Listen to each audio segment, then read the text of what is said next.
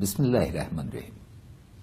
هموطنان گرامی، خواهران برادران عزیز، هراتیان گران قدر، فرارسیدن روز هرات را به همه هراتیان تبریک میگویم و خود را در شادمانی شما شریک میدانم. شور و نشاط مردمان هرات و به نمایش گذاشتن اشتیاقشان برای تحرک و پویایی نشانه این است که تلاش‌های دشمنان کشور برای در هم شکستن روحیه مردم و سعی بیهوده کسانی که دائم پیام یأس و ناامیدی میدهند تا روحیه هراس و واهمه را دامن بزنند در برابر روح توفنده و روحیه استوار فرزندان این سرزمین به زانو درآمده است.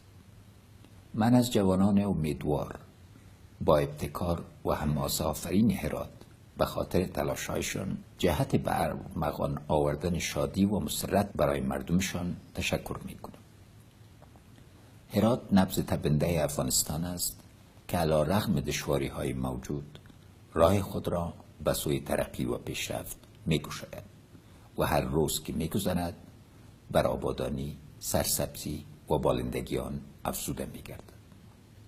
هرات می‌رود تا علمبردار توسعه و قافله‌دار شکوفایی و پیشاهنگ هنرنمایی در کشور ما باشد.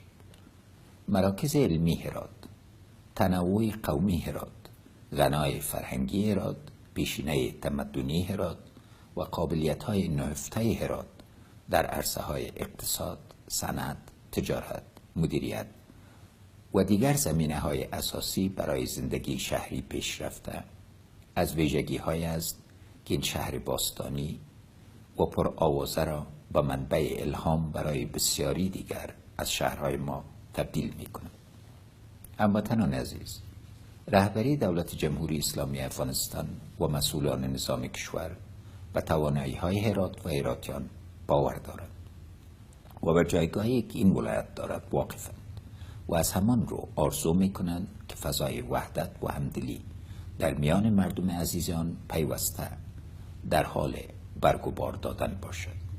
اعتدالگرایی مذهبی و دگرپذیری قومی صفحات درخشان از همکاری و تعاون را در آن رقم بزند.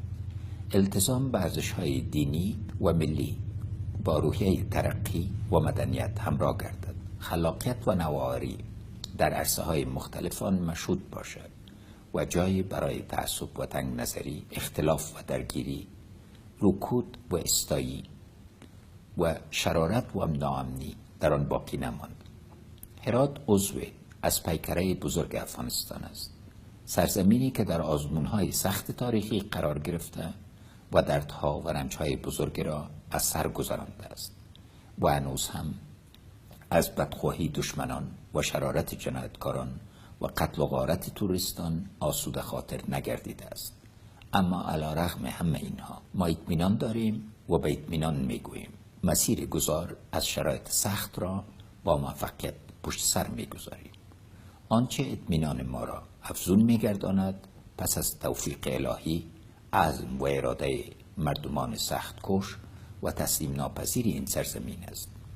مردمی که تصمیم گرفتند تا تاریخ خود را با دستان مصمم خود رقم بزنند، روزهای تیره را پشت سر بگذارند و به استقبال فردای شکوهمند کمر ببندند.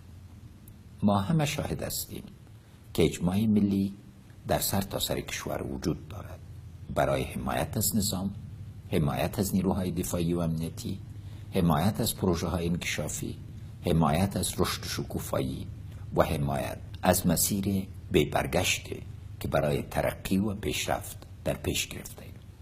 و اینها همه دلایلند بر امید و اطمینان با آینده. آرزو میکنم که میهن عزیز ما از شرق تا غرب و از شمال تا جنوب شاهد جشنها و برگزاری محفلها و تجلیل کننده مناسبت‌های شاد و مسرت بخش باشد و هر روز که می‌گذرد فرزندان ما با تراوت خاطر بیشتر و با امید و اعتماد افزونتر فعالیت کنند، ابتکار به خرج دهند و آینده را جولانگاه خیال، آوردگاه آرمان‌های بزرگ خود ببینند. زنده باد افغانستان، تل دی وی افغانستان، یشسن افغانستان.